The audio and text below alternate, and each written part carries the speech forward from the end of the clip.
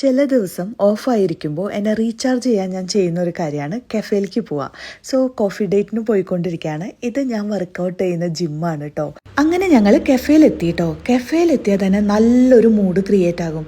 എനിക്ക് ഭയങ്കര ഇഷ്ടമാണ് ഈ കഫേയിലത്തെ അറ്റ്മോസ്ഫിയർ.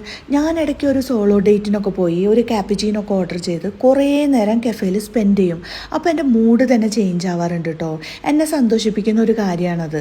പിന്നെ ഇന്ന് ഞങ്ങൾ ഗൊച്ചുജാങ് കൊറിയൻ ബൺ ട്രൈ ചെയ്തു കേട്ടോ. ഞാൻ ഫസ്റ്റ് ടൈമാണ് അത് ട്രൈ ചെയ്യുന്നത്. അടിപൊളി ടേസ്റ്റ് ആയിരുന്നു കേട്ടോ. എനിക്ക് ഭയങ്കര ഇഷ്ടപ്പെട്ടു.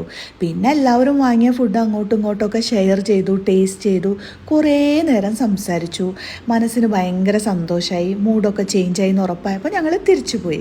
ഞാൻ എന്നെ തന്നെ ഹാപ്പി ആക്കാൻ ചെയ്യുന്ന കുറേ കാര്യങ്ങളിൽ ഒരു കാര്യം ഇതാണ് കേട്ടോ. ഒറ്റയ്ക്ക് കഫേയിൽ പോയി സ്പെൻഡ് ചെയ്യുക. അപ്പോൾ നമുക്ക് കുറേ തോട്ട്സൊക്കെ വരും. പിന്നെ എന്താ പറയുക, ഒരു വല്ലാത്ത പോസിറ്റീവ് എനർജി കിട്ടും കേട്ടോ. എന്നെ സംബന്ധിച്ച് അത് വലിയൊരു കാര്യമാണ്. അതെന്നെ ഹാപ്പി ആക്കുന്ന ഒരു കാര്യമാണ് കേട്ടോ.